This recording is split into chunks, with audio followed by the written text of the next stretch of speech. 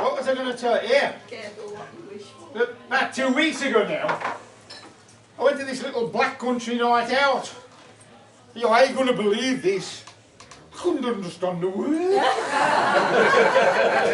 It was all beast and bisant, cost and costant, and I thought, they must come from a different part of the black country. Anyway, there was 5 performers, and they were doing songs, poems, stories, you know, and it was all about men hard at work, you know. Well, I mean, the ringing of the hammer on the, the ringing of the hammer on the anvil might be very poetic, but I don't think the bloke who was using the hammer thought much on it, you know what I mean?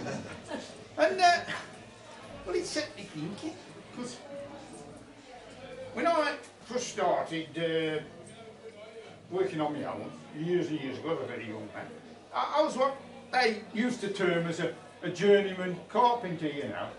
I travelled to the jobs, might be working on the site or somebody's house, you know, and I soon found out, as soon as I went out to the immediate area, they couldn't understand the word I said. You know, I'd say things like, let's get the sailings up now, you know, and they thought I was going for a trip on the boat, you know, things like that. Well, of course, as time went on, I set up a little joinery shop just down the road here, and well, that, you know, it was more parochial really, you know, having the people come to me, but it started me thinking about this black country accent and work.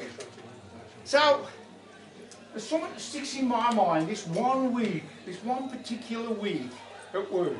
It starts on a Monday as usual. I was down in my joinery shop and I was working on a pair of bay windows, you know, an upstairs and a downstairs, you know, for this big house up at Crowcombe. In walks Eli. He says, them bay windows, bin 'em, Ron. I said, them bay windows, bay 'em. He said, they're bay windows, what, bin 'em? Now, to the best of my knowledge, that question's never been asked.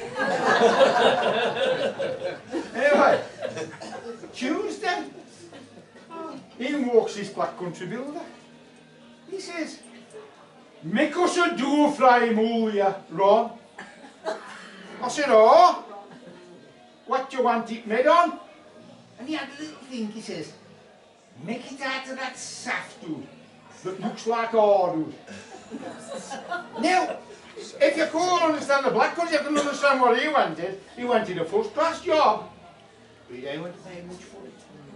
Oh, well, we all like a bargain, don't we? But it ain't always about the money, is it? We're on a Wednesday, that's right. Now this bloke walks in. He walked from the black country. He says, I've come to see you about making some windows for my house. But I'd like to see the quality of your work first. Well, I just finished them 2 bay windows. I said, yeah, mate, I says, take a look at them. Well, he went out and he started rubbing his hands over them, you know. And I thought, he can go on. I'll give them a good sanding. Anyway, then he starts on the casements. He starts opening the casements, checking them, you know, see if they work. The latches on. You know, he's going at it.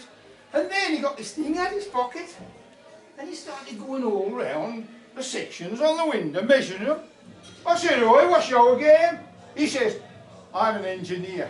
He says, "In our trade, we're only allowed a tolerance of 1/1000th of an inch." I said, "That's no good to me, mate. My windows had to be perfect." Anyway, we're all Thursday now. I bet all of you have done this. You know, stuck your nose in where they belong and instantly regretted it.